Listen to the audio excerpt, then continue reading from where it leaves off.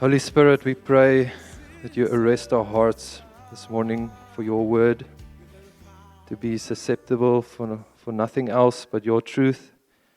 And Lord, come and change us this morning for the rest of our lives. May none of us walk out of here the same people. And Lord, just thank you for your Spirit guiding us this morning. We pray that in Jesus' name. Amen. The way in is the way on.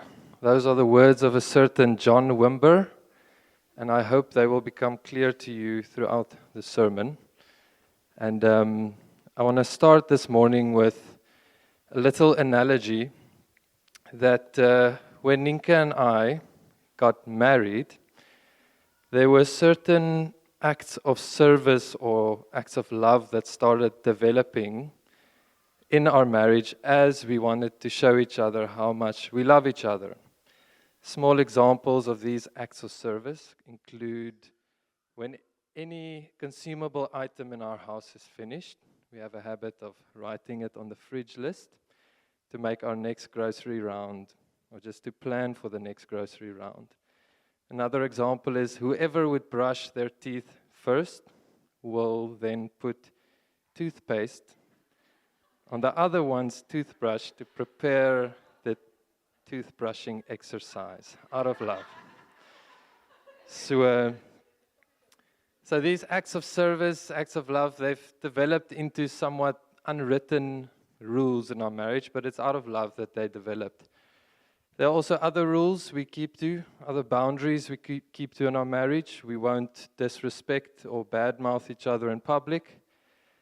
We won't flirt with anyone else, and we will not commit adultery. So what I want to highlight is my love for Ninka drives me to obey these rules in our marriage. It's out of a place of loving her, not wanting to hurt her, that I want to obey these rules. And I want to highlight that at the start of this message and ask that you please remember that whenever we speak about sin, we have a God that loves us infinitely more than we have ever loved anyone else. And his heart towards sin is for us not to hurt ourselves or to hurt others through sin. So please remember this whenever we speak about sin, that God loves us very much, and his heart towards sin is very similar to what I just explained, just on an infinitely more level. So just tell your neighbor, I will remember that. Thank you. So for those of you that are visiting, we have been journeying through the book of Colossians together. And there's very important context that we just need to speak about before we go into the next passage, that is Colossians 3 from verse 5. And the context is Paul writing to a young church in Colossae, influenced by false teaching, self-made religion, and some Jesus plus something else doctrines. There's been some people that's been saying, to be a true Christian, you need Jesus and a lot of other things. And there's a specific passage in Colossians 2 from verse 20 where Paul writes and says, if with Christ you died, why do you submit to regulations? Do not handle, do not touch, do not taste.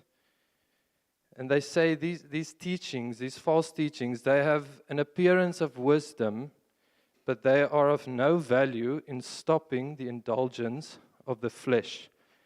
So he says, guys, there's a big problem here. Humans have a flesh inside of them that is powerfully indulgent. And if you apply anything other than Jesus Christ and his transforming power to this flesh, you will never be able to stop it. It's only Jesus and his transforming power. And he says, remember that you have died with Christ and have also been resurrected with him. Be who you are now. And do not submit to false ways again. He says that Christ was your way in. Now Christ will be your way on. And a rules-based Christianity will never have the power to change your heart. So that's very important context as we're going to read about sin next. And I want to just jump from Colossians 3:4, but the focus will be from verse 5 onwards. So Colossians 3 from verse 3. For you have died, and your life is hidden with Christ in God. When Christ, who is your life, appears, then you also will appear with him in glory. Put to death, therefore, in light of everything that's been before Colossians 3, put to death, therefore, what is earthly in you: sexual immorality, impurity, passion, evil desire, and covetousness, which is idolatry. On account of these, the wrath of God is coming. In these you too once walked, when you were living in them, but now you must put them all away: anger, wrath, malice, slander, and obscene talk from your mouth. Do not lie to one another, seeing that you have put off the old self with its practices, and have put on the new self, which is being renewed in knowledge after the image of its creator. For those of you that would like some structure, just for the rest of the sermon, in looking ahead, we will unpack together the reality of sin, the reality of the old self, the reality of the new self, the purpose and the beauty of sanctification, putting sin to death, and how exactly we do that. Now, I mentioned the words reality because there's an experience to life that we can relate to when it comes to sin, when it comes to the life of the old self, and when it comes to the life of the new self. And as you listen today, I want you to place yourself in a category with what you can relate to the most and how you experience that reality. The reality of sin. Who of you need to be persuaded that there is sin in the world? Is everyone okay? I initially wrote a lot more here, but I realized, guys, just open the news, flip to any country, really. We live in a fallen world, and we cannot be without sin. In 1 John 1, verse 8, it says, if we say we have no sin, we deceive ourselves, and the truth is not in us. So what exactly is sin?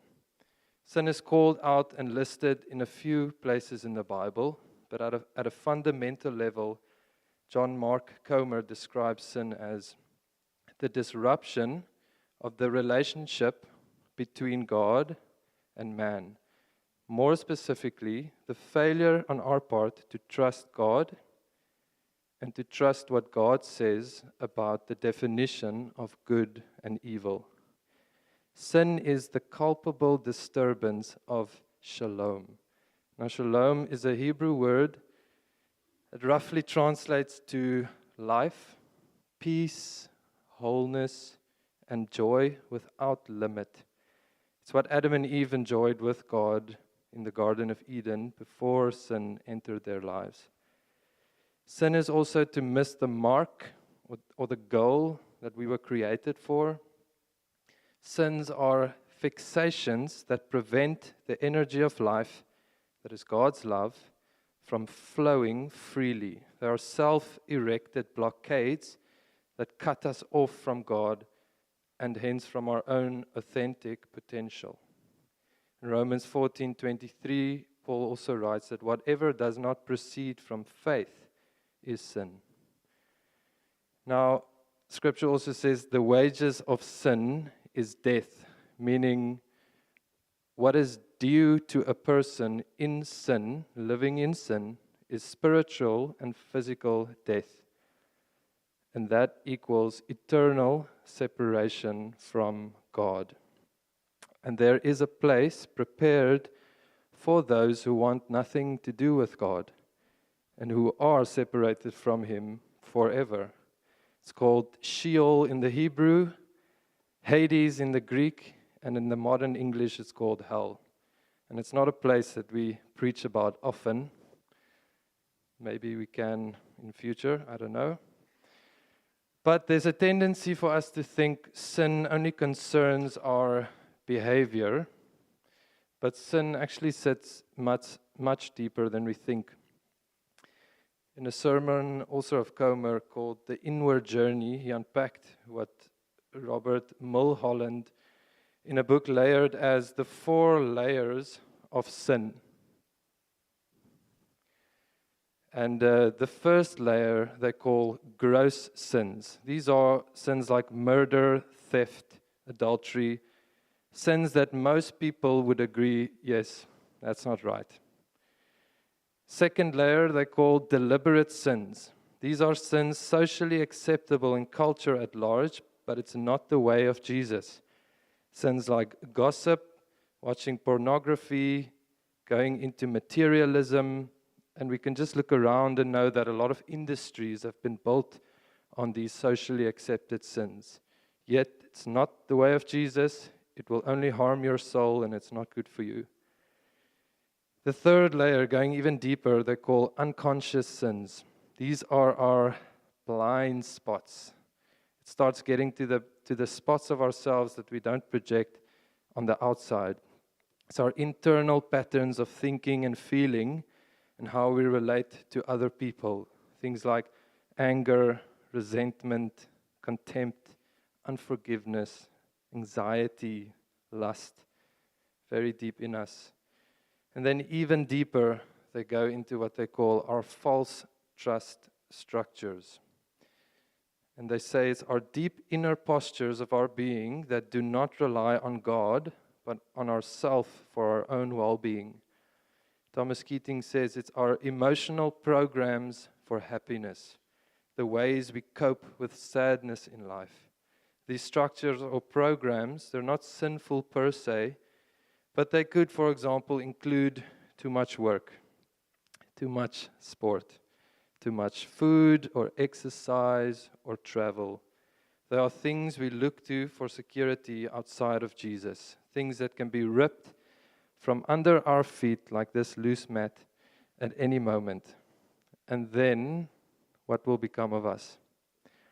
Now, it's not to say that those of you who've watched Waterboy, the movie, Bobby Boucher's mother she said, football is of the devil. That woman is of the devil. College is of the devil. She just had this stance, this posture that everything is just from the devil. And it's not to say that we must do that with some of the things that I've just listed. It's just to say that we shouldn't find our identity or our ultimate security in these things. There are very good things that God blesses us with, but we should not make those things the summit of our heart. Layers 3 and 4, they have also been referred to as our shadow sides, the parts of ourselves that are not projected to the world.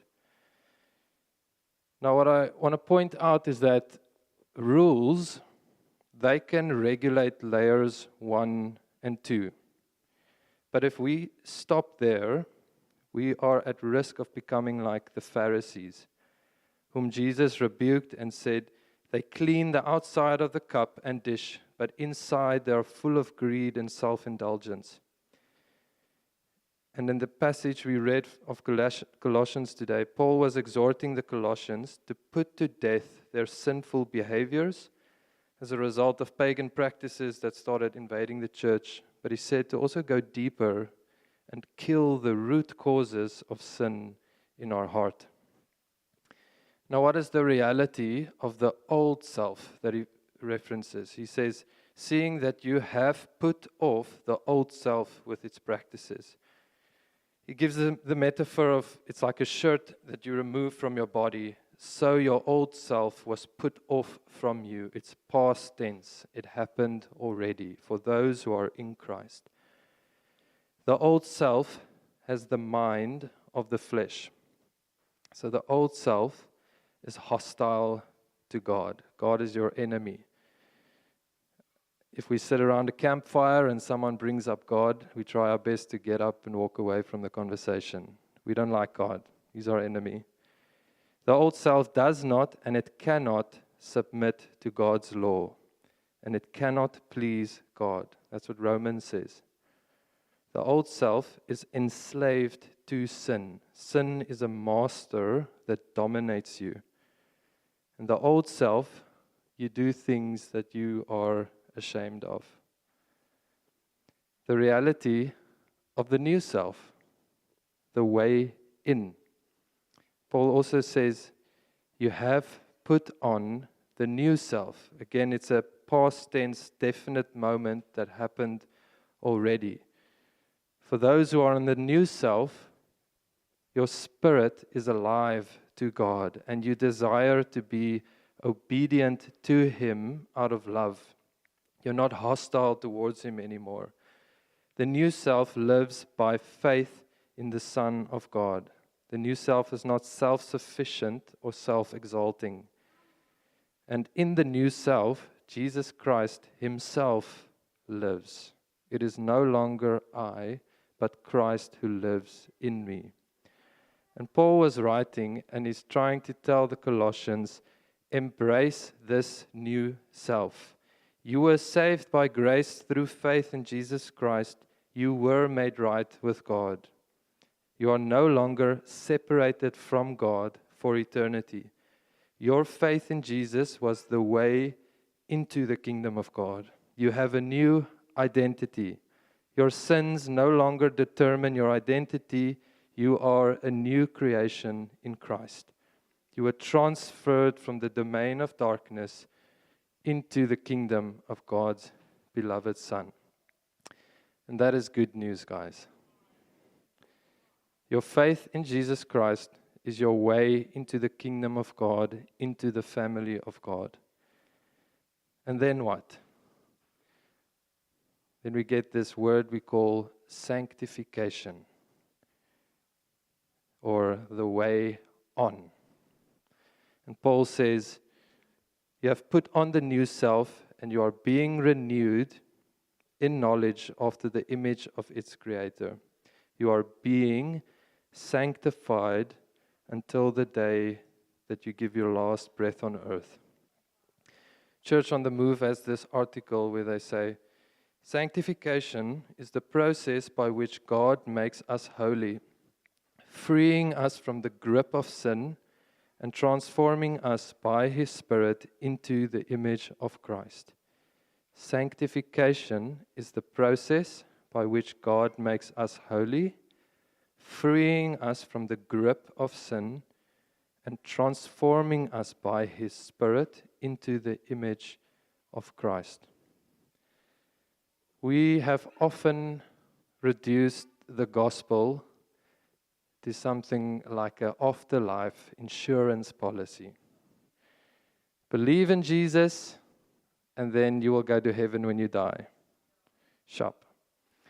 But the gospel is not just about where you go when you die, it's also about who you are becoming while you live. I think we easily believe that Jesus lived a sinless life, but do we believe He also lived the most joy-filled life? Do you believe that less sin in your life will lead to more joy in your life? If you take the sin that you are struggling with right now, see it in front of you, are you struggling with it because you think life will be less enjoyable without it? And that God cannot possibly know what will bring me true joy? I want to cling to this thing I'm enjoying. Jesus was fully connected to the Father, and that union brought Him deep, deep joy. The most joy-filled life is the sanctified one, because it's the life closest to God. And I am here to testify today that God is not a spoil sport. He's a loving Father. When I lived in my old self, this was the strongest accusation I felt. God doesn't want me to enjoy my life. And He doesn't want me to have any fun. He's just this angry gray guy in the sky. And I could list you all of the things that really gripped me that would outnumber the slides behind me. But I think that accusation and that struggle was really the reason I struggled with sexual immorality very much. The Greek word for sexual immorality is porneia. So now you can also make the link where something like pornography comes from. And it's the sin in the Bible that is the sin not just against others, but against one's own body. And I'm forced to tell a lot of my censored testimony today to respect a lot of people in my past. But to put it bluntly, before I met Christ, I was a very big manipulator. I was a cheater. I was addicted to pornography from the age of 12, probably until the middle of my 20s. And in many ways, I thought I was the gift. I was God's gift to mankind. Very narcissistic in my thinking. I enjoyed getting drunk and seeing how much pleasure I could get out of life. And I had a big problem with God and the Bible that was trying to, in Afrikaans we say, meng in. The God and the Bible that was trying to take this enjoyment away. So this led to a life of pleasure, sure, but at a great, great cost. I lost so much time because of my addiction and obsession with women. I caused so much hurt to people and myself. I lived with a very guilty conscience, and I couldn't look people in the eye. Jesus had mercy on a sinner like me in 2017 and opened my eyes towards God's forgiveness and the consequences of my sin. It's been a journey of sanctification since then. I still struggled with the sins of my old self, but I no longer feel enslaved by them. And the most healing I experienced wasn't necessarily through lust strategies or accountability, even though I argue that they're very important. The biggest healing came from a deep revelation that God really loves me as His Son. And these things that I felt He did not want me to enjoy them, they were things that He was trying to show to me, I'm going to hurt myself and I'm going to hurt a lot of other people. And that's been the deepest revelation towards sin in general, but specifically the things that gripped me. And I now live a life where I don't want to keep on sinning in that way because I don't want to hurt myself or those that I love. God, myself, my wife, my friends. And now I find a lot of safety and peace within the boundaries of God's house. There is pleasure, enjoyment, and freedom at no hurtful cost. And one of the biggest blessings for me has been a clean conscience, to look people in the eye, to no longer feel guilty or ashamed of the things I'm doing in the background, but to feel like God's love and God's freedom is just a blessing. So guys, sanctification is not God taking pleasure away. It's God restoring your ability to enjoy what is actually good. And we shouldn't reduce Christianity as an escape from punishment, but rather restoration into a new kind of life with God through Jesus. And as for how serious we need to take sin, Paul wrote and said, put it to death. And in Genesis, we read that sin is crouching at the door. Its desire is to dominate and to rule you. Now picture sin in the form of a snake. Not just any snake, but Australia's inland taipan. The venom from one bite of this snake can kill 100 full-grown humans. Picture yourself far away from civilized society, far from any snake catcher. You're finding this one in the middle of your kitchen floor, and it's you and your family. The doors are locked. Now your little brother, he's very curious. He's fascinated with this snake. He says, wow, look at the colors on that thing. I wonder how quickly it can move across the kitchen floor. Your little sister is somewhat tolerant. She wants to manage the situation. She says, relax, guys. This thing won't bite if we just leave it alone. The older brother, very confident. Guys, I got this. I've watched some Boland slangvangers. I think I can handle this one. Older sister, passively concerned. Guys, this looks dangerous. Someone should do something about this. Mom, absolute fear without resolution and just yells, run! She decides to just avoid it completely in the hope that it will just go away. Dad, decisive, wise, takes action immediately. He says, guys, we need to kill this snake right now. He finds the best protective gear nearby. He grabs a shovel and he jabs the snake's head off. Realize all of these people were confronted with the same snake. One person decided we need to avoid this threat to life. We need to kill it. What is your posture towards sin? We are called to put it to death and not to tolerate it whatsoever. Casting Crowns was Leon. Casting Crowns as a song. It's a slow fade. Who knows that song? Go listen to it. It's a slow fade when you give your life away. The price will be paid if you give your life away. Sin has got this ability to slowly make you fade. And Paul is trying to tell us, if you see yourself fading, if you see that sin threatening you, put it to death at whatever cost. So, as Christians, being in the new self, how do we put sin to death? John Owen said, be killing sin or sin will be killing you. Our first one, like I highlighted already, is to meditate on God's love. Sounds very far from any action we can take against sin. Meditate on God's love. If you constantly contend for a deep revelation of God's love for you, and you grow to love God more and more, you'll realize that those strong desires towards the things that normally gripped you, they'll just start loosening their grip. Another way is to walk by the Holy Spirit.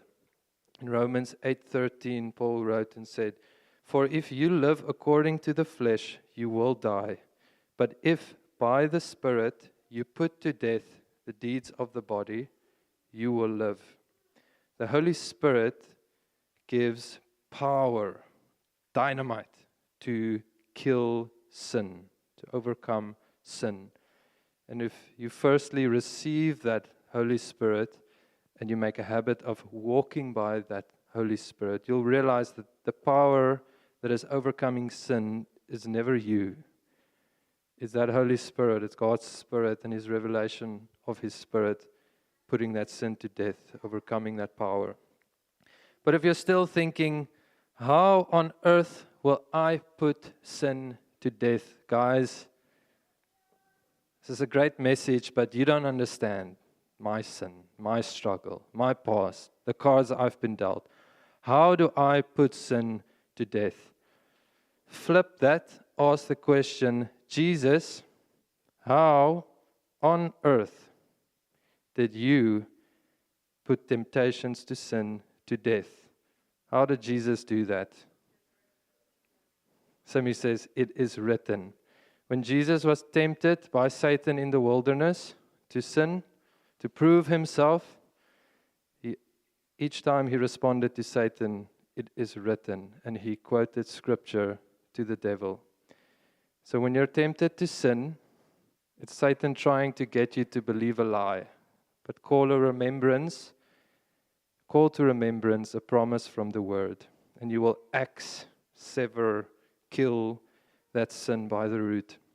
So for example, if you're tempted with anxiety, and yes, anxiety is a sin, guys. DB had a great sermon a while back about how we are called not to fret, not to be anxious. Philippians 4 from verse 6 to 7, if you're tempted with anxiety. Do not be anxious about everything, but in everything, by prayer and supplication, let your requests be made known to God. And the peace of God, which surpasses all understanding, will guard your hearts and your minds in Christ Jesus. If you're tempted to lust, Nadia mentioned it this morning. For guys, how can a young man keep his way pure? Psalm 199 says, by guarding it according to the word of God. Matthew 5:8, blessed are the pure in heart, for they will see God. Do you want to see God in your life? Blessed are the pure in heart, they will see God. Another way we put sin to death is we make a habit of confessing that sin, confessing that power that is holding us back, and repenting. A beautiful gift of repentance. It's the goodness of God drawing people to repentance. Community is there to help expose and to heal these blind spots, those layers 3 and 4 that we don't often bring into the light. Community is there to help expose those blind spots, that shadow sides.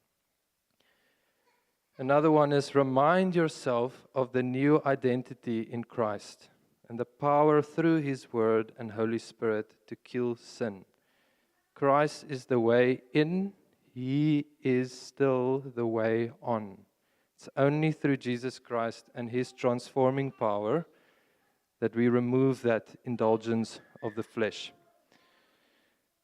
and apply the new self reality. Paul says, you have put on the new self. Now go and be who you are. And just before I explain to you how or why a living fish on the beach could be relevant to this message, I want to ask if the worship team and those that hand out communion, if you could please start preparing that. As I just conclude with a very powerful statement around be who you are. Apply your new self-reality. Listen closely. A fish may long to live on the beach, but once it has flipped itself onto the sand, it wants nothing but to return to the water because its nature is not designed for dry land. A fish was created for the water, and so it is with us. The nature of those indwelt by the Holy Spirit is to live in righteousness. We may flip ourselves into sin at times, but we can't survive there. The new nature thrives in righteousness and obedience to God. The degree to which we allow the Holy Spirit access to every area of our lives is the degree to which we live as God intended us to live. I think I'm going to read that again as you guys take the elements. A fish may long to live on the beach, but once it has flipped itself onto the sand, it wants nothing but to return to the water because its nature is not designed for dry land. A fish was created for the water, and so it is with us. The nature of those indwelt by the Holy Spirit is to live in righteousness. We may flip ourselves into sin at times, but we can't survive there. The new nature thrives in righteousness and obedience to God. The degree to which we allow the Holy Spirit access to every area of our lives is the degree to which we live as God intended us to live. The more you open yourself up to the beauty and to God's purpose of sanctification, the reality of who God is and the fruit that the Spirit wants to cultivate in you will become a strong reality.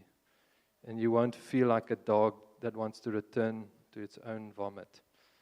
It's really a powerful change that happens in the new self. So as we take the elements, Thanks, Jog. Peter, if we can perhaps switch the lights, if everyone still has some good light. Before we partake in communion, and as the worship team just ministers softly, I want everyone, if you have your elements, to please close your eyes. If you don't have your elements, just wait for them. Does anyone still need? Good.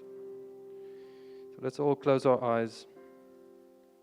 It would not be right for us to partake in the sacrifice of Christ if some of us could still be strangers outside of God's house. If you relate with the old self today, and you feel you have never confessed your faith in Jesus Christ as the way into God's house, I want to ask, as everyone's eyes remain closed, that you raise your hand, keep it raised as a confession of putting your faith in Him today. If you have never confessed your faith in Jesus Christ as the way into God's kingdom, into God's house, this is the most important decision that you can make in your life. And I want no one to leave here today without reckoning with the person that can change the rest of your life. So if you feel the Holy Spirit tugging on your heart, you can still relate with the old self. You feel like God is still an enemy of yours, and that you cannot please Him. You're doing things you are very ashamed of. You feel like sin is your master. You're enslaved by sin. You don't know the reality of the new self that I spoke about today. Please raise your hand. We can pray together.